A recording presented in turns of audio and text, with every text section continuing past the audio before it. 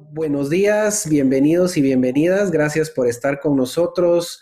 Somos del equipo de la Universidad Regional Mentec, que estamos trabajando en estos proyectos de comunicación que tienen que ver con los 6 meses del COVID en Guatemala. En esta oportunidad tenemos al licenciado Cristian Castillo, quien es un analista profesional, además de trabajar en la Universidad de San Carlos de Guatemala, trabaja en medios de comunicación. Así que vamos a aprovechar en esta oportunidad para que el grupo de estudiantes de comunicación digital, producción audiovisual y de periodismo le desarrollen las preguntas necesarias para conocer cuál es la situación en estos 6 meses en Guatemala. Te dejo la palabra, Cristian, si quieres iniciar con un saludo. Claro que sí, mucho gusto. Es para mí un honor poder compartir con ustedes y sobre todo contribuir a estos nuevos medios de comunicación que se han convertido en la fuente de información cercana a las personas en esta etapa que vive la humanidad de la pandemia de la COVID-19 provocada por el famoso virus SARS-CoV-2, pero que ha generado una dinámica en la que los humanos nos hemos introvertido a nuestros espacios privados, a nuestros hogares, y desde ahí buscamos información precisamente no solo para relacionarnos entre nosotros como personas, sino además tener la información más actualizada para poder tomar decisiones oportunas para enfrentar esta pandemia. Así que un gran saludo para todo el equipo y estamos a sus órdenes. Bien, equipo. Entonces, a continuación, vamos a dar paso a las preguntas que ustedes le desarrollen al licenciado Castillo para iniciar esta ronda de entrevistas.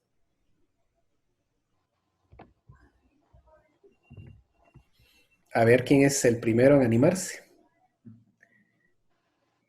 Bueno, primero que nada, buenos días a todos. Igual es un gusto tenerlo acá. Una de las primeras preguntas es que, bueno, ya van un poco más de 2 meses de que el virus entró al país. ¿Y cuál cree usted que es su percepción sobre el manejo que ha tenido el gobierno para enfrentar la crisis?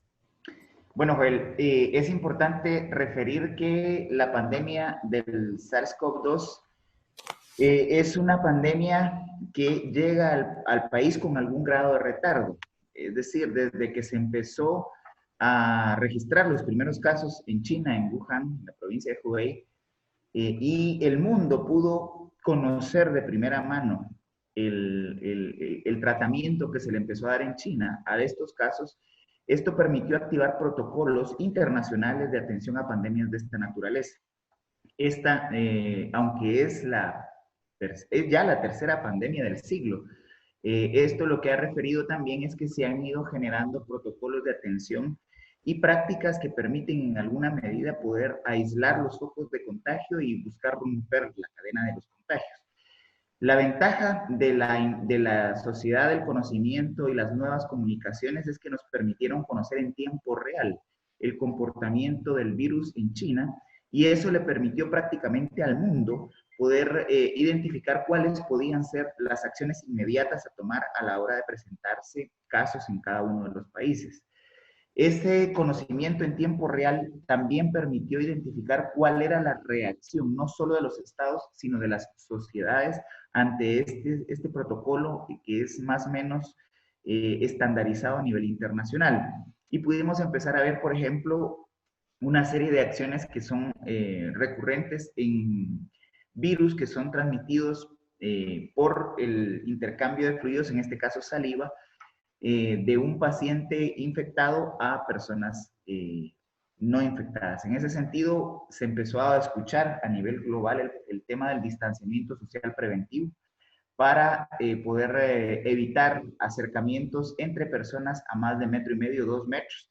Esto por la composición del virus mismo.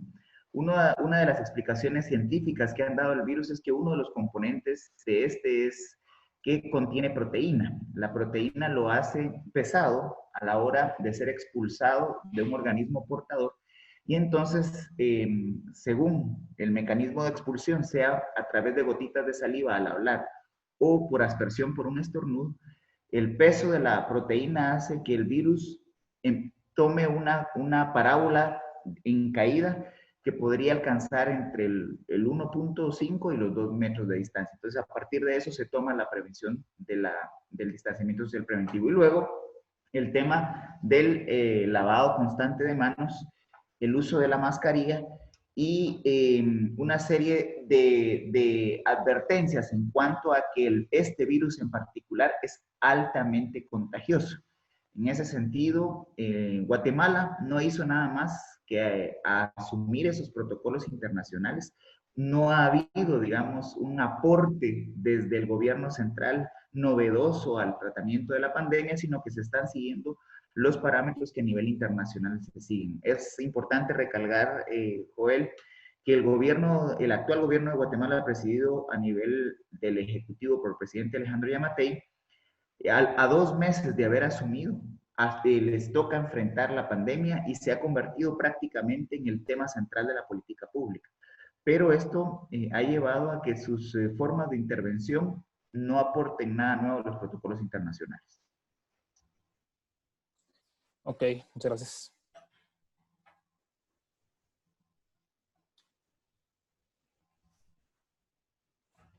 No sé si alguien tiene alguna otra más o... Ok. Recordemos que estamos tratando el tema del COVID-19 en los primeros 6 meses, ¿verdad? Entonces, les recuerdo sus preguntas enfocadas cabalmente desde el inicio hasta la fecha, digamos, finales de mayo, que donde estamos realizando esta entrevista. Adelante, ¿quién más prosigue? Licenciado, mucho gusto. Actualmente se habla acerca de la problemática tanto a nivel de salud y económico, pero dejando a un lado estos dos temas que son importantes, ¿verdad? Pero ¿cómo considera usted qué otros temas o qué otros puntos puede afectar el COVID-19? Excelente, Mariana, y es que efectivamente uno de los problemas de cómo se ha venido abordando el tema de la COVID-19 es que se ha reducido el impacto de esta pandemia precisamente a un abordaje bitemático entre salud pública y economía. Y esto por 2 cosas concretas. En primer lugar, la amenaza que representa la enfermedad de la COVID-19 a la salud de las sociedades en el mundo. Aunque sigue siendo una enfermedad con una tasa de letalidad relativamente baja, estamos hablando de una letalidad que puede ir del 6 al 8% dependiendo de los países. Y en la mayoría de países la tasa de letalidad aún está por debajo del 5%. A pesar de ello, el altísimo grado de transmisibilidad de la enfermedad es lo que ha generado y llevado desde el 11 de marzo pasado a que la OMS la reconozca como una pandemia. Pero las decisiones para poder tratar de contener el avance de la pandemia han llevado al paro de actividades económicas no esenciales. Y esto ha generado precisamente una alarma en el mundo y en casi todas las sociedades que han recurrido a medidas de confinamiento social. Es decir, que además del distanciamiento social preventivo, hay países que han decidido confinar a sus sociedades para evitar que la circulación del virus se dé por la falta de respeto a esa dinámica de distanciamiento social preventivo. En ese sentido, el cierre de actividades no esenciales ha generado una alarma en el mundo. Sin embargo, esa alarma tiende a ser atendida desde inversiones, desde importantes inversiones de los estados. Hemos visto gasto público en casi todos los estados del mundo, como no habíamos visto por lo menos en el actual siglo. Sin embargo, ese abordaje bitemático saca del foco del debate público no solamente otras aristas desde las cuales hay que abordar el virus, sino que además deja fuera del debate social los problemas históricos y los temas que siguen siendo retos esenciales para el desarrollo de los países. Y por ejemplo, para el caso de Guatemala, hablamos del tema alimentario. Ya la seguridad alimentaria es una de las áreas que puede ser golpeada por la COVID-19 a partir del confinamiento de familias en el área rural dedicadas a la producción de alimentos en el agro guatemalteco, y esto conlleva también a un impacto en el tema de la desnutrición. Una arista del impacto económico de la COVID-19 a las sociedades, es, sobre todo en países como en vías de desarrollo, es el aumento de la pobreza. Ante el paro de las economías y concretamente en el paro de la economía guatemalteca, esto afecta por lo menos al 70% de la población económicamente activa que está dedicada a actividades informales y que obtienen sus medios de vida y el sustento diario a partir de esas actividades del día a día. Esto ha detenido las economías de esta población prácticamente, como ya Joel refería, por alrededor de 60 días, más de 60 días, y la amenaza que se genera a partir de esto es el incremento de la pobreza. Ese incremento de la pobreza va a impactar en el tema del acceso a alimentos y esto decididamente va a tener una repercusión en agravar las condiciones de desnutrición en el país. Sin embargo, la ayuda social que el gobierno y el Estado de Guatemala están generando para atender estas dinámicas será única y exclusivamente por 3 meses. Los 11,000 millones de quetzales que el Congreso de la República aprobó para los 10 programas sociales de ayuda a las familias afectadas por la COVID-19 tiene una duración de 10 meses. Y hay que recordar que el combate a la pobreza prácticamente lleva alrededor de 20 años a través de políticas públicas y no se ha logrado reducir los porcentajes de desnutrición en el país. Todavía andamos alrededor de 1 de cada 2 niños en el país sufren de algún grado de desnutrición crónica o desnutrición aguda. En ese sentido, esa arista pasa totalmente desapercibida y obviamente esto está llevando a que se olviden también otras áreas de impacto de la política pública para atender la crisis de la COVID-19. Y ahí estaría yo hablando concretamente, por ejemplo, de la necesidad de poder atender a los migrantes guatemaltecos en diferentes partes del mundo que se han vuelto víctimas de la enfermedad. Concretamente en Estados Unidos estamos viendo, digamos, la mayor cantidad de decesos de guatemaltecos que han fallecido por la COVID-19 y que son migrantes en Estados Unidos. Esto obligadamente requiere una atención diplomática que el Estado ha generado y ha dirigido para la repatriación de personas que están buscando regresar a Guatemala para evitar, digamos, quedar fuera de los sistemas de salud de los países en los que se encuentran. Esto porque en algunos casos son migrantes irregulares que no les permite tener acceso a el tema de los programas de salud. También es importante referir que el tema ambiental está quedando de lado. Y en el tema ambiental me parece que más que una problemática se convierte en un espacio de oportunidad. Y espacio de oportunidad porque tenemos más de 60 días en donde el ser humano y la sociedad guatemalteca en particular ha dejado o está reduciendo su impacto al medio ambiente y su depredación de los recursos naturales. En ese sentido, por ejemplo, este es una oportunidad histórica para poder hacer, por ejemplo, levantados y mediciones de 2 elementos del medio ambiente que impactan y que son determinantes de la salud. Y estoy hablando del aire y del agua. En el tema del aire, se pueden hacer levantados de líneas basales para determinar la calidad del aire a partir de la reducción de circulación de automotores o de motores a combustión.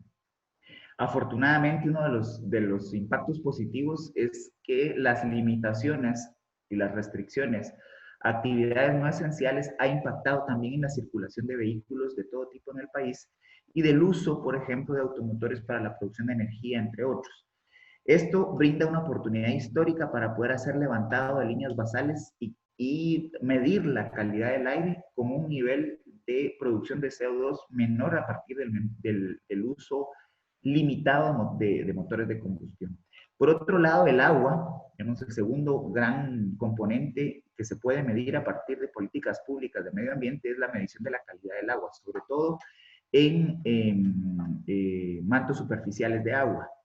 Es de todos conocido que desafortunadamente las prácticas socioculturales guatemaltecas llevan a que los ríos sean vistos como grandes basureros flotantes. Y entonces muchas comunidades recurren para deshacerse de sus desechos sólidos a depositar su basura en los ríos. A partir precisamente de la reducción de la cantidad de basura que se ha generado por la reducción de actividades como el turismo y otras que son altamente contaminantes, hay un espacio de oportunidad para hacer una medición de la calidad del agua en mantos superficiales. Y esto también utilizarlo como líneas basales para identificar el deterioro de los recursos naturales a partir de la influencia de la actividad humana. Y una última área en donde se puede, digamos, hacer un abordaje importante en cuanto a la crisis de la COVID-19 es en la política de defensa del país. Guatemala en los últimos 20 años ha pasado precisamente por un repliegue de las instituciones del Estado en cuanto al control del territorio. Y es ahí donde hemos visto la irrupción de estructuras del crimen organizado que han copado prácticamente el control de diversas áreas del país. Actividades como el narcotráfico, la trata de personas, el tráfico de todo tipo de ilícitos, maderas, bienes culturales, biodiversidad, ha generado que en algunas áreas del país el Estado no tenga control y no tenga presencia en el territorio. Y esto entonces ha contribuido precisamente a elevar los niveles de actividades ilícitas. Esta está siendo una etapa interesante mediante la cual el Estado, a través de políticas de intervención social, como por ejemplo lo es el toque de queda, amparado en ley en el estado de calamidad actualmente vigente hasta el próximo 5 de junio y que ha sido solicitado ya para ser ampliado un mes más, le permite con estado de excepción al Estado y al gobierno central poder utilizar al ejército para la recuperación del control del territorio.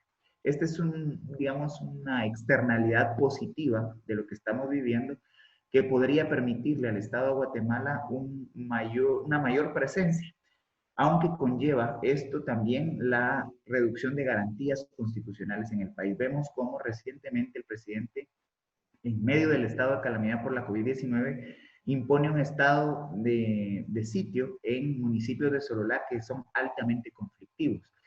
Esto está llevando la presencia a través de los cuerpos de seguridad del Estado a la intervención del territorio. Veremos en un futuro si Guatemala logra recuperar el dominio de su propio territorio y evitar las actividades criminales que también han afectado la credibilidad no solo de la institucionalidad, sino también del desempeño de la economía en nuestro país. Muy bien. ¿Alguien más que tenga otra pregunta? Sé que algunos de ustedes se han preparado precisamente para esta entrevista, así que aprovechemos a abordar este momento.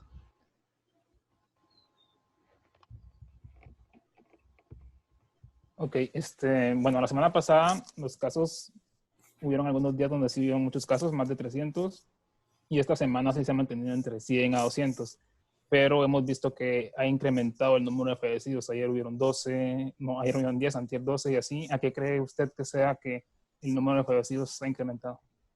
Bueno, Joel, este es un comportamiento natural del virus, es un comportamiento que responde a el ritmo de contagios.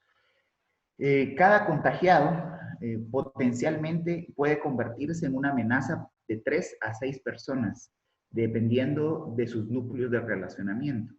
Y en ese sentido, a partir de que empezó el contagio comunitario en el país, porque la llegada a Guatemala de la COVID-19 inicialmente se dio por casos importados, es decir, personas que desde el exterior infectadas entran al país y esto conlleva la llegada precisamente de la enfermedad a Guatemala. Esto más o menos sucede en los primeros días de marzo, cuando se hace público que se detecta el primer caso en Guatemala.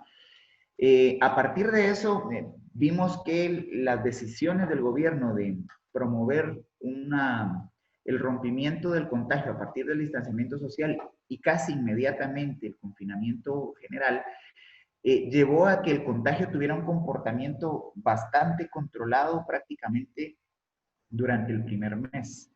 No obstante, a partir de que se detectó el primer caso de contagio comunitario, esto fue en Patzum, en donde ya no se pudo darle seguimiento a el vínculo epidemiológico de los contagiados, a partir de ese momento el nivel de contagio por redes internas ha llevado a que prácticamente en este momento el virus esté en todos los departamentos del país, puesto que al inicio, con casos importados, empezamos a ver que prácticamente era una enfermedad citadina y de clases altas, clases económicas altas, que eran las que tenían mayores posibilidades de regresar al país desde viajes al exterior, ya sea por turismo o por trabajo.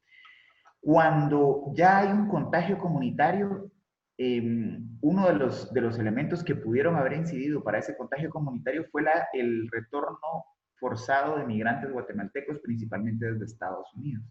Y recordarán ustedes un caso en particular de un migrante que se evadió del hospital del Parque La Industria. Y digo que se evadió porque al final se utilizó la ley para poder hacer una investigación y hacer una persecución, puesto que él rompe el cerco epidemiológico que existe alrededor de los hospitales especializados en atender la enfermedad.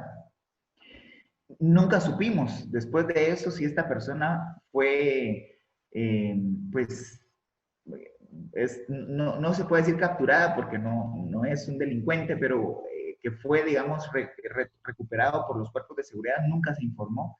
Y al final no sabemos la ruta de contactos que esta persona que había dado positivo en la COVID-19 tuvo.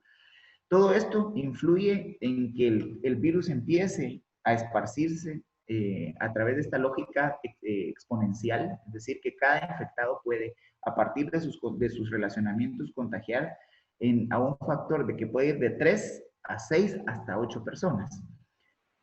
Sin embargo, vemos cómo ha sido efectiva, digamos, la política pública de contención, y esto ha evitado que se dé, por ejemplo, una escalada agresiva de los contagios como la que se dio en España, en Italia, y que se está dando en Estados Unidos. Desde luego que nada de esto se puede prever o anticipar. Ya se habla que la enfermedad ha sido determinada como una enfermedad endémica. Entonces, el resto de la historia de la humanidad estará acompañado por la COVID-19, y hasta que no haya una vacuna, experimentaremos lo que se conoce como olas de contagio. Entonces, aunque ahorita haya descendido sistemáticamente en los últimos días el número de contagiados identificados, esto está altamente influido por la cantidad de pruebas que el Estado puede hacer. Estamos alrededor de unas 1,200 pruebas por cada 1.000.000 de habitantes actualmente en promedio en Guatemala. Pero cuando se hace más número de pruebas, tienden a identificarse más casos. Veremos cómo se comporta a continuación, pero lo más seguro es que hasta que haya una vacuna, el número de los infectados irá variando de manera errática en una suerte de olas hasta que logremos controlar a nivel global el virus. Perdón, disculpen, antes de la siguiente pregunta, solo recordar también el tema migratorio, que también, por ejemplo, hubo un grupo que venía de migrantes que venían ya en unos buses y se bajan, tienen los buses y se esparcen y se escapan, por decir así, de los buses de migrantes, porque no sé quién le toca el tema migrante, también investigar esa parte que habla cabal el licenciado Castillo de esa expansión que se da por migración, ¿verdad? Solo recordar esa parte también. Regan creo que iba a intervenir ahorita, ¿verdad? Sí, ya que estaba hablando así como de las pruebas para el COVID-19, ¿usted cuál cree que debería ser el accionar ante la sobrevalorización que se le está dando a estas pruebas en los hospitales privados? Bueno, el tema de las pruebas es un tema de debate álgido, porque vamos de cuántas pruebas el Estado debería aplicar para poder monitorear el comportamiento de la pandemia, hasta lo que usted plantea del tratamiento de las pruebas en servicios privados de salud. Para responder inmediatamente a su pregunta, lo que hay que referir es que desafortunadamente el desmantelamiento del sector salud en Guatemala, sobre todo la salud pública, ha generado que la atención a la salud sea predominantemente cubierta por servicios privados de salud. Estamos hablando que de cada quetzal que se gasta en servicios de salud, por lo menos el 65 centavos son cubiertos por gastos de bolsillo.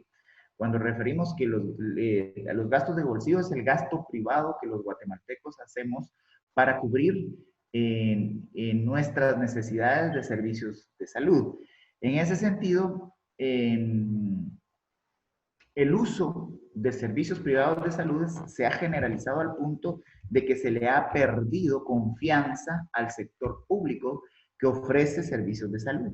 Y entonces en este momento lo que hemos visto es que el Estado de Guatemala ha tomado una decisión muy conservadora en cuanto a la aplicación de las pruebas, puesto que lo que ha hecho es tratar de identificar focos de contagio y a partir de eso hacer un testeo en red en donde se logran detectar estos focos de contagio.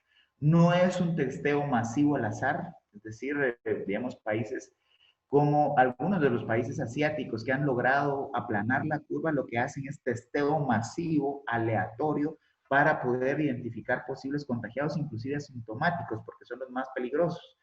Personas que no presentan ningún síntoma de la enfermedad, pero que son portadores del virus y a partir de eso contagian.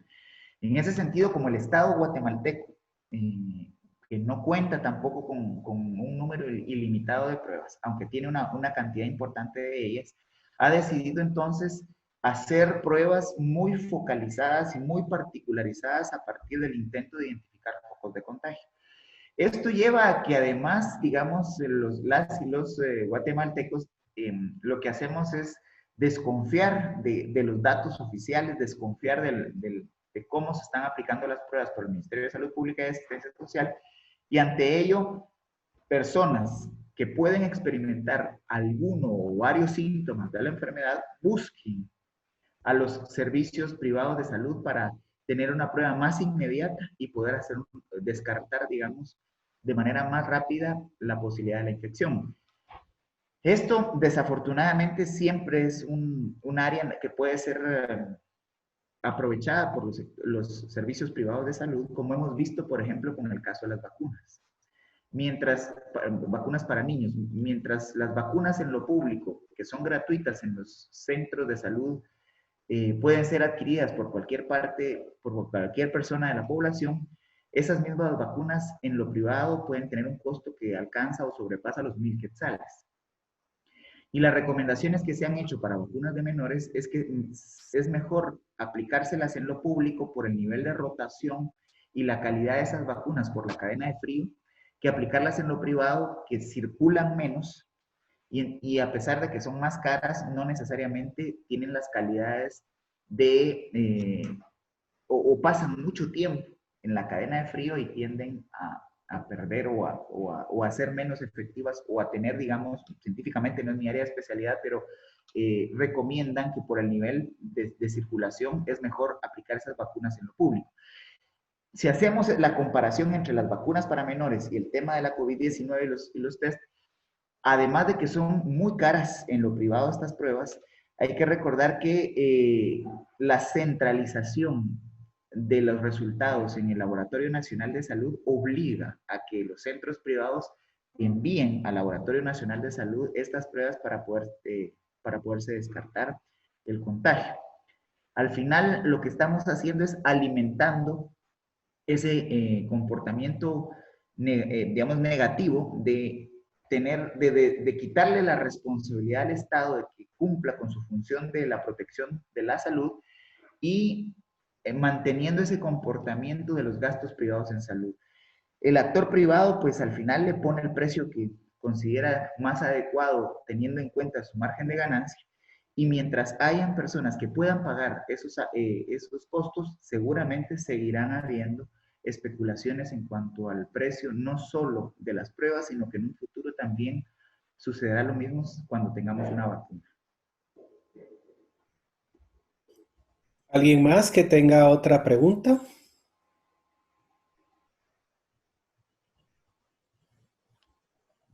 Principalmente los periodistas. Y quiero oírlos porque este es su área. Y de aquí en adelante tienen que ser agresivos porque la lucha por la primicia, bueno, ahora la primicia se da en tiempo real, pero la competencia ya en el ejercicio es sumamente agresiva. Así que a lanzarse con las preguntas. Buenos días. Buenos días, licenciado. Buenos días, mucho gusto. Adelante. Voy a dar Gracias.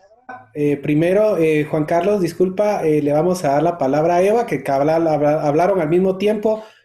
Primero las- Entonces, Ok, claro, no hay problema. agarra, inicia Adelante, Eva. Carlos. Muchas gracias. ¿Hay ya estimaciones de cómo afecta la crisis al empleo? Este es un punto interesante. En el caso guatemalteco, desafortunadamente, nuestro país no es generador de estadísticas. Y esto sucede en todas las áreas del conocimiento. Somos un país que produce pocas estadísticas y que no mantiene un monitoreo permanente y constante de las variables, en este caso económicas. Y el tema del empleo es una de ellas. Aunque hay algunas encuestas y aunque se dan algunos datos del mercado laboral guatemalteco por el altísimo nivel del sector informal, lo que nos hemos acostumbrado a reproducir en la narrativa económica del país es que más del 70% de la población económicamente activa se dedica a actividades de informalidad, o están subempleadas o tienen, digamos, horarios parciales, etc. Entonces no tenemos, digamos, un monitoreo muy preciso de cómo se comporta el desempleo en el país.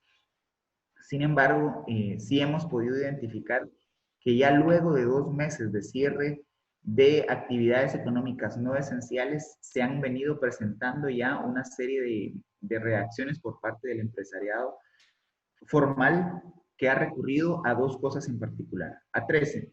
En primer lugar, acogerse al beneficio de la suspensión de contratos. Y esto producto del apoyo de uno de los 10 programas sociales del gobierno que busca brindar un apoyo salarial de 75 quetzales diarios a aquellas empresas que se inscriben para la suspensión de sus contratos, y esto le permite, digamos, que su planilla sea asumida por el Estado a partir de que es autorizada esa suspensión. La segunda reacción que hemos identificado son negociaciones entre patronos y trabajadores para reducir temporalmente los salarios o reducir las jornadas de trabajo o rotar los equipos de trabajo. Esto para aquellas empresas que han sido determinadas como esenciales, pero que ante las medidas sanitarias deben cambiar sus patrones de producción para garantizar sobre todo la seguridad y la salud de sus empleados. Y hay un tercer comportamiento que es precisamente empresas que han decidido irse a paro y han decidido en alguna medida inclusive hacer más despidos.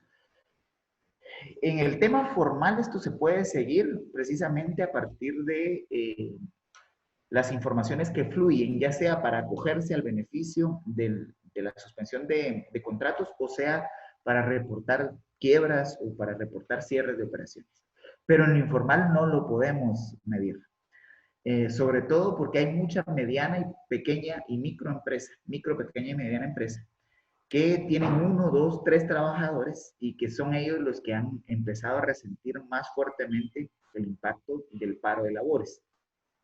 No puedo hablar de una estadística formal, sin embargo, sí uno puede percibir en el ambiente que hay un incremento fuerte de las personas que han entrado en paro, que están desempleadas en este momento y que se convierten en uno de los elementos de mayor impacto a 3, 4 meses, puesto que han perdido sus ingresos y esto va a reducir su capacidad de acceso a sus bienes necesarios para la subsistencia. Un dato más, digamos, apegado a la realidad lo vamos a poder identificar, insisto, ya cuando se empiece a medir el comportamiento de las variables macroeconómicas del país para el tercer trimestre del año. Y eso empieza precisamente a partir de julio. Así que ahorita lo único que podemos referir al respecto es que de oídas uno puede escuchar que hay un incremento del desempleo, pero no lo podemos determinar con datos precisos. Ok, ahora Juan Carlos, por favor, tu pregunta.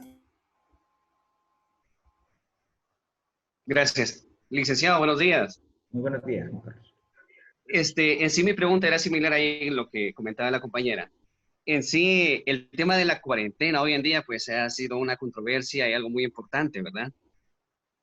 Pero en sí, ¿qué sucederá con el país? Más bien dicho, ¿qué le sucederá al país al continuar con el cierre de aquí a unos 3 meses en adelante? ¿Cómo se verá el sector público y privado en el tema de la economía? Excelente. Juan Carlos, yo para explicar esto utilizo una premisa que los economistas referimos para el análisis del comportamiento de las economías. Y es la premisa del ceteris paribus. El ceteris paribus lo que hace es referir, la explicación, digamos, es que utilizamos el ceteris paribus para analizar mientras todas las demás variables se mantengan constantes. Y en este caso sirve para explicar el comportamiento de las economías globales a partir de la amenaza que implica seguir en confinamiento. ¿De qué nos serviría en este momento abrir la economía del país si las economías de los países vecinos y la principal economía de la región, que es Estados Unidos, continúa cerrada? Es decir, no ganamos nada en términos económicos si queremos robarnos la salida del proceso de desconfinamiento sistemático, porque no va a ser inmediato, queriendo en alguna medida capitalizar que otros países siguen en confinamiento, inclusive más extremo que el nuestro. Y siempre yo recurro al caso hondureño porque es un vecino país que ha decidido confinar a su población en toque de queda 24 horas y que permite la salida de una persona por familia cada 10 días, dependiendo de su número de identificación, para poder abastecerse. Entonces, digamos, entiendo las angustias de empresarios guatemaltecos que ya resienten el impacto del confinamiento por la COVID-19 y que han estado inclusive manifestando públicamente. Ya empezamos a ver reacciones del sector más pudiente del país manifestando en la ciudad capital, exigiéndole al presidente que se abra la economía, pero ganamos poco si nuestros principales socios comerciales y nuestro principal mercado de demanda, que es Centroamérica, República Dominicana y Estados Unidos, sigue cerrados. Entonces, usted preguntaba cómo analizar de manera, digamos, proyectada la apertura de la economía en el país. En primer lugar, ya se hizo público que el gobierno ha solicitado ya la ampliación por un mes más del estado de calamidad. Esto iría hasta el 5 de julio, perdón. Y esto deberá ser obviamente ratificado por el Congreso de la República de Guatemala. Pero es claro que en Guatemala aún el comportamiento nos puede referir que podremos seguir escalando en la curva. Aunque Joel mencionaba que ha habido una rebaja sistemática en los últimos días, todavía esta reducción o esta caída en el número de contagiados diarios no ha sido por los epidemiólogos interpretada como que ya logramos aplanar la curva. Hasta que no entremos en la etapa de aplanar la curva y que ese proceso de reducción sistemática del número de infectados sea sostenida por un plazo, eso no es mi área de especialidad, pero un plazo considerado por los epidemiólogos como el que demuestra ya el achatamiento de la curva, hasta ese momento se continuará con la suspensión de empresas o de producción no esencial. En el momento en el que el gobierno y las políticas sanitarias determinen que la sociedad guatemalteca está dispuesta y está preparada para una apertura sistemática de la economía, tenemos que leer cómo se comporta el resto de países de la región. Esto nos lleva a pensar que una de las principales políticas económicas a asumir será el fortalecimiento del mercado interno. Y esto precisamente porque si el resto de las economías de la región no logran activarse al mismo tiempo que las economías que logren de primero contener los contagios, lo que vamos a necesitar entonces es incrementar el consumo interno, el consumo local para darle circulación a la economía.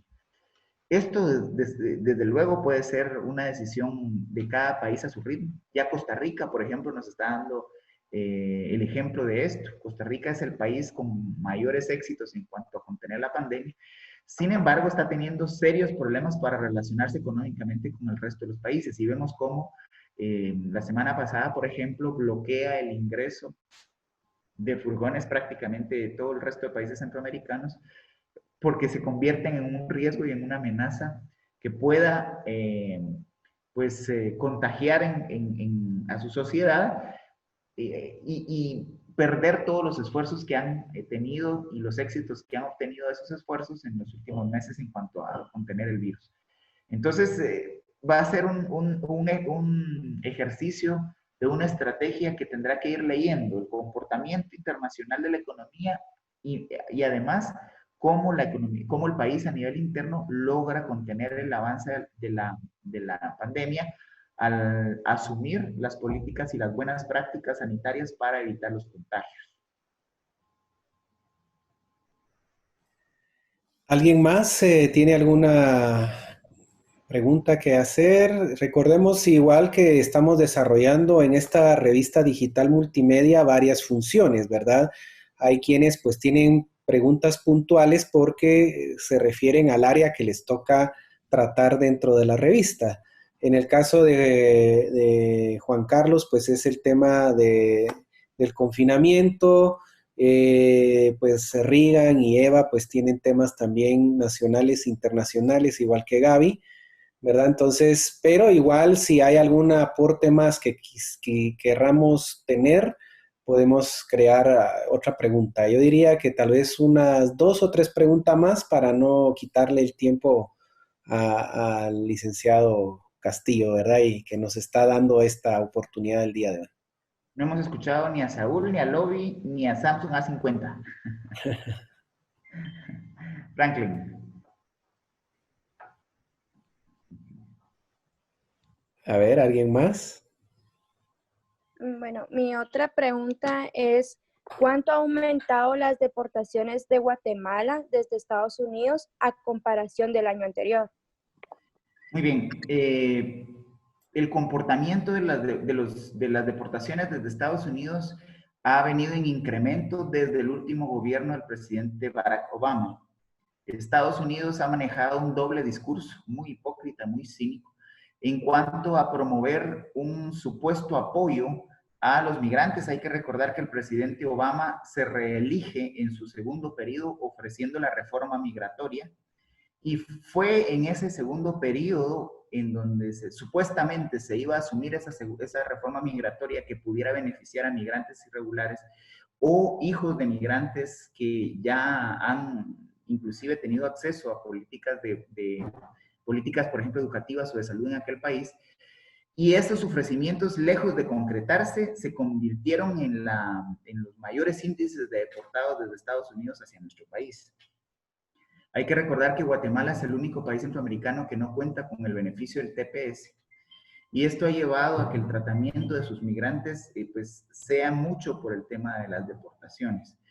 Esta situación se agravó en este primer periodo de gobierno del presidente Donald Trump, que él abiertamente lo que asumió fue un combate frontal a las migraciones irregulares de centroamericanos hacia Estados Unidos. Y obviamente los guatemaltecos son de los que más salen deportados. Los indicadores, por ejemplo, en el año 2019 reportan más de 60,000 deportados desde Estados Unidos.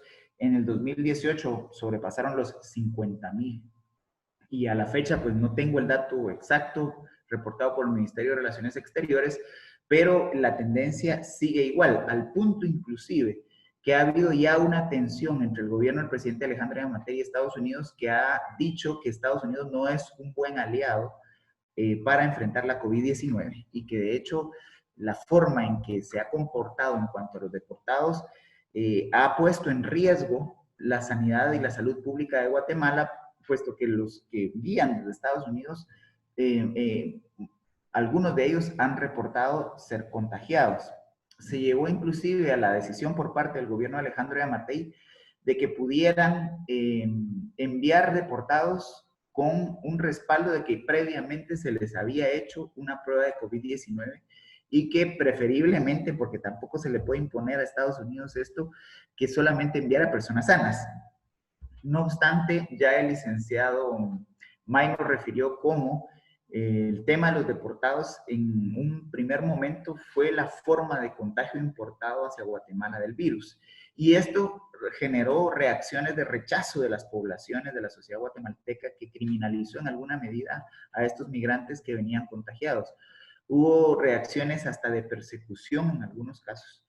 Y todo ello refiere, digamos, que el tratamiento de los migrantes en este momento debe responder no solo a la política migratoria norteamericana, sino que además a las prácticas de salud pública y de las políticas de sanidad en cuanto a atender la pandemia. Teniendo eso en cuenta, el comportamiento pareciera que va a seguir al alza, va a seguir, digamos, reportando una gran cantidad de guatemaltecos deportados, puesto que el número de guatemaltecos en situación irregular en Estados Unidos está llevando también a que inclusive los migrantes no busquen los servicios de salud en Estados Unidos por miedo a ser identificados como migrantes irregulares y por ende deportados. Hay otro fenómeno que es el retorno de migrantes desde Estados Unidos, que también se ha podido identificar que hay un ingreso, inclusive por puntos ciegos, de personas que desde México están ingresando a Guatemala y que esto también pone en riesgo, digamos, el comportamiento del contagio, principalmente en departamentos fronterizos. San Marcos es el que más problemas está teniendo en este momento.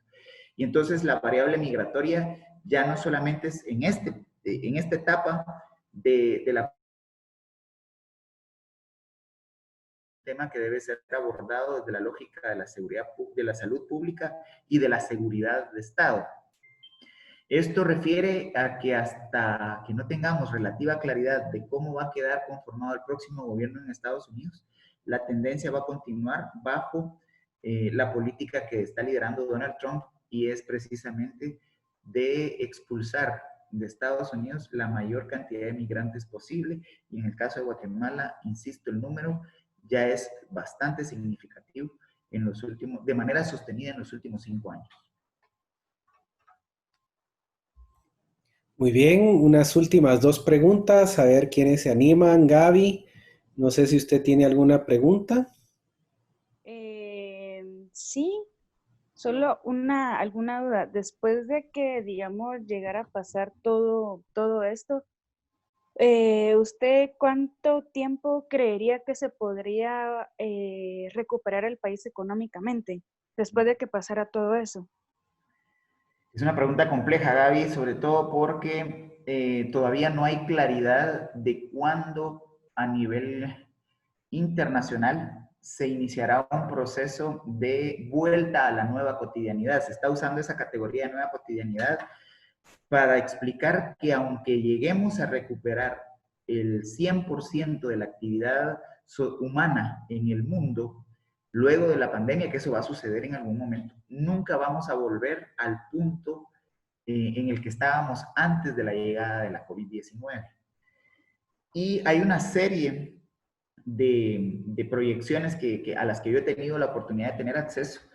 Por un lado, por ejemplo, los equipos de INCAE a nivel centroamericano hablan de alrededor de 400 días contados a partir del 16 de marzo del año 2020 en adelante, hasta poder recuperar al 100% las actividades sociales en Guatemala. Hay otras proyecciones, por ejemplo, las de la OMS, que hablan de alrededor de 18 meses a partir de marzo del 2020 hasta tener una vacuna que pueda ser de circulación masiva a nivel global y que tenga todos, digamos, los respaldos científicos, académicos, médicos, para poder ser aplicada con toda seguridad. Y hay algunos otras proyecciones, digamos, como las que ha hecho pública la Universidad de Harvard, que habla de un proceso de desconfinamiento que pueda iniciar en el año 2022 y llegar hasta más o menos el año 2024 a recuperar prácticamente la actividad total a nivel humano. En ese sentido, ante la incertidumbre, no se puede dar un dato exacto. Sin embargo, quisiera referir nuevamente a la pregunta de Joel, porque el comportamiento de la pandemia, como sucedió en 1918-19 con la fiebre española, puede reportar una serie de olas. Es decir, logramos aplanar la actual curva de contagio y a partir de que se empiece el proceso de desconfinamiento en las sociedades y ante la ausencia de una vacuna que genera anticuerpos efectivos, van a iniciarse nuevamente a reportar contagios. Ya Wuhan inclusive ha reportado nuevos contagios y aunque son muy focalizados, ya hay nuevos contagios de COVID-19. Y entonces ese volver a escalar en la curva de contagios va a obligar a volver al confinamiento. Y así vamos a estar por periodos que no podemos anticipar, pero que eso es la nueva cotidianidad. Precisamente cómo convivimos con una enfermedad endémica que a partir de aquí en adelante va a acompañar a la humanidad. Entonces, me parece que, y voy a volver a insistir en esto porque es central, me parece que tenemos que desarrollar en la economía guatemalteca, porque su pregunta iba muy dirigida a lo económico, Gaby, tenemos que desarrollar una capacidad para leer el comportamiento de la pandemia a nivel nacional, a nivel regional y a nivel de nuestros principales socios comerciales, sobre todo los más próximos. El intercambio económico comercial con Europa y con Asia me parece que va a llevar mucho más tiempo su reactivación. Y entonces tenemos que aprender a leer cómo se comporta la pandemia a nivel nacional para poder fortalecer el mercado interno. De manera paralela tenemos que aprender a leer cómo se comportan nuestros socios próximos para poder incentivar el mercado regional. Y un último elemento es que tenemos que tener la capacidad de también leer cómo la economía reacciona a partir de ahora, puesto que vamos a evolucionar hacia nacionalismos. Estados Unidos, que era el principal promotor de la globalización en el mundo, se ha convertido ahora en el que levanta la narrativa de volver hacia el proteccionismo de la economía, hacia los nacionalismos e inclusive asestar golpes muy certeros a la dinámica del multilateralismo. Vemos cómo, por ejemplo, entre los últimos 3 días, esto no lo incluí, por ejemplo, en la conferencia de la universidad, pero ya Estados Unidos ha decidido salirse de la OMC. Y esto, digamos, es un golpe certero a la dinámica del multilateralismo, que era una lógica de atender problemas globales a partir de la solidaridad y del intercambio entre diferentes países. Con esta decisión, Estados Unidos sigue reiterando y ratificando el cómo caminamos hacia el proteccionismo, los nacionalismos, que en gran medida van a ser un reto para las economías como las centroamericanas, que dependen mucho del comercio con sus socios próximos. Y estos tres componentes deben ser monitoreados y estudiados muy académica, muy científicamente para poder tomar decisiones de desconfinamiento que sean efectivas. Para quienes no manejan el tema económico, OMC es la Organización Mundial del Comercio. No, aclaro, mi estimado Minor, es la OMS, perdón, me confundí. Okay. Ahí no me confundí. Estados Unidos decidió retirarse de la OMS, de la Organización Mundial de la Salud. Ah, ok. Sí, no sé, si cuando se salga de la OMC, ahí sí vamos a estar en casi la etapa de desmontaje de la globalización en el mundo. Sí. Es importante lo que dice el licenciado porque se dan cuenta que aunque estemos escribiendo cosas locales, como dependemos del mundo y de nuestras relaciones, todo está vinculado, ¿verdad? De lo que hagan otros me afecta a mí, lo que yo haga afecta a otros. Entonces, en temas migratorios, en temas de comercio, en temas de salud, en temas de relaciones políticas. Entonces, hay que tomar mucho en cuenta eso. Yo siempre les invito a que lean mucho, a que estudien de política, de economía, de ciencias sociales, Acá el licenciado tiene varias carreras en su haber y nos conocemos desde hace muchos años y su trayectoria ha pasado por muchas áreas del conocimiento socioeconómico. Entonces, es importante que nosotros también desarrollemos esas capacidades porque aunque seamos productores de televisión, periodistas o comunicadores digitales, si no tenemos conocimiento, no tenemos contenido. No sabemos de lo que estamos hablando, no sabemos de lo que estamos produciendo, no sabemos de lo que estamos escribiendo, ¿verdad? Si yo no entiendo qué es una sigla, la busco en internet. Si no entiendo lo que es proteccionismo, busco y encuentro qué es. Entonces, toda esta información es la que se da en los cursos sociales en la universidad, ¿verdad? Y es por eso que son importantes, no porque nos lo pusieron por casualidad, sino que eso es lo que le da contenido. Y ahora que escuchamos al licenciado hablar, muchas cosas nos pueden sonar en chino, ¿verdad? Pero es porque tenemos que ampliar nuestro conocimiento, nuestro bagaje de conocimiento para poder entender la realidad de un país, de una circunstancia, de una situación, ¿verdad? Yo no sé si hay alguna última pregunta para que cerremos. ¿Alguien más quiere hacer alguna consulta última? Bueno, ya para terminar, usted como analista, ¿qué porcentaje cree de guatemaltecos, bueno, van a llegar a ser contagiados con esto y qué podemos hacer nosotros para cuidarnos independientemente de las medidas que ha dado a conocer el gobierno? Importante, Joel, el referir que es mejor asumir las prácticas sanitarias a nivel de disciplina personal a que me las imponga el Estado. ¿Y a qué me refiero con esto? A que dijimos en una de las intervenciones anteriores que el tratamiento de la pandemia más o menos se ha ajustado a los protocolos internacionales y que no es la primera pandemia que vive el nuevo siglo y que utiliza las mismas prácticas higiénicas, prácticas de distanciamiento social preventivo y el uso, por ejemplo, de la mascarilla. Entonces, uno de los elementos centrales a partir de ahora es que yo no me revelo al presidente dejando de usar la mascarilla. Si yo por voluntad propia uso la mascarilla mal o no la uso, esto debe ser, es una decisión personal que además debe permitirme estar en la capacidad de asumir las consecuencias si me contagio.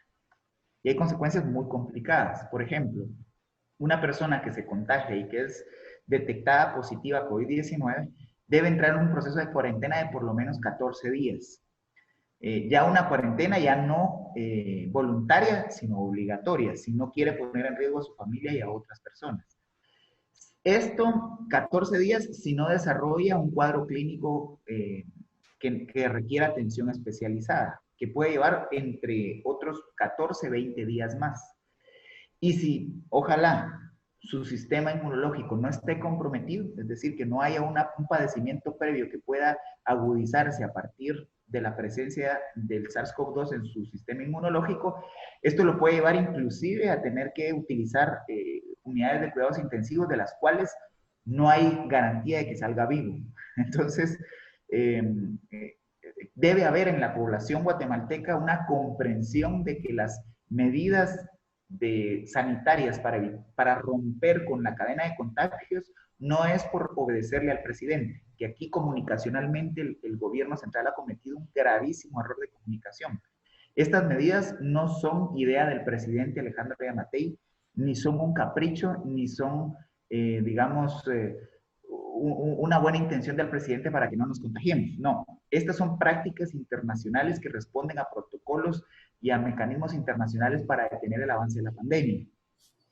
Y entre mayor convencimiento de la población hay de que se deben utilizar estas medidas para evitar el contagio y proteger la salud propia y de su círculo de seres queridos, su círculo más próximo de seres queridos, a medida que logremos incorporar eso en nuestras prácticas cotidianas, vamos a lograr mejores resultados en cuanto al control de la pandemia. ¿Cuántos se vayan a infectar? Es muy complicado anticiparlo. Sin embargo, hay 3 posibles salidas de aquí a 18 meses.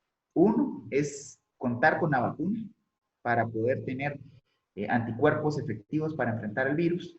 2 es que el 70% de la población mundial se contagie y no hemos alcanzado hasta este momento ni siquiera el 10%.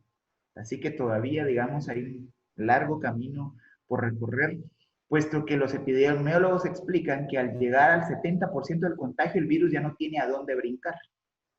Y entonces ahí es en donde empieza el declive de la pandemia. Y 3 es evidentemente que continuemos en confinamiento, que es algo que es insostenible o va a ser insostenible en muy corto tiempo. Entonces, no podemos anticipar cuántos se van a contagiar, pero sí podemos tener la claridad de que entre mayor disciplina tengamos con las prácticas sanitarias para evitar que continúe la cadena de contagios, entre más asumamos eso en nuestro día a día, mejores resultados vamos a tener para controlar el avance de la COVID-19 en nuestro país. Quisiera de pronto ir cerrando y agradeciéndoles la oportunidad de haber compartido con ustedes, refiriendo a algo muy importante que decía el licenciado Maino. Todos ustedes están en proceso de formación y esta etapa obliga a que ustedes exploren todas las aristas de la comunicación, todos los enfoques y la mayor cantidad de perspectivas desde diferentes, digamos, áreas del conocimiento de las problemáticas sociales que van a cubrir como periodistas, como creadores de contenido, como productores, como desarrolladores de nuevos mecanismos de información. Ahorita es fundamental que ustedes puedan, como él bien decía, contar con la mayor capacidad de conocimiento en cada uno de los temas previo a hacerlos públicos. ¿Por qué? Porque en el actual momento del desarrollo de las comunicaciones alternativas en el mundo, uno de los grandes retos es evitar que las noticias falsas se difundan, se propaguen y alteren la paz social. Y a veces uno puede difundir informaciones que pueden convertirse precisamente en fake news a partir de un desconocimiento de lo que estamos publicando, a partir de un desconocimiento del abordaje que estamos haciendo de la temática. Por eso, para los comunicadores y para ustedes como futuros periodistas profesionales, el reto es mucho mayor, porque cualquier cosa que ustedes publiquen va a generarles una huella virtual, una huella, se me escapó ahorita el concepto exacto, ¿cómo se llama esto? ¿Cómo se dice? Dejémoslo en huella virtual, que ahorita se me olvidó el concepto, pero cualquier cosa que ustedes publiquen los va a acompañar el resto de su vida, ya sea en sus redes sociales, ya sea en su trabajo profesional, ya sea en espacios de medios conocidos, reconocidos, o este mismo ejercicio de la revista virtual. Y entonces uno no se puede después retrotraer de lo que dijo hace 20, 30 años en alguna de sus redes sociales porque queda esa huella histórica de lo que hemos publicado. Entonces es muy importante ser muy responsables con el abordaje de sus trabajos comunicacionales y sobre todo el reto que el licenciado Maino les planteaba de ahora en la etapa de su formación, esforzarse 10 veces a lo que estamos acostumbrados porque los periodistas deben saber de todo. Cuando entren al proceso de su ejercicio profesional podrán especializarse y cada uno de ustedes podrá elegir en qué área del conocimiento va a buscar tener un mayor dominio, pero en este momento hay que esforzarse un poco, un 10%, un 1 por 10 para poder hacer un trabajo lo más apegado a la objetividad y buscando contribuir a el abordaje objetivo de las problemáticas. Así que muchas gracias por por este espacio y haber compartido con ustedes.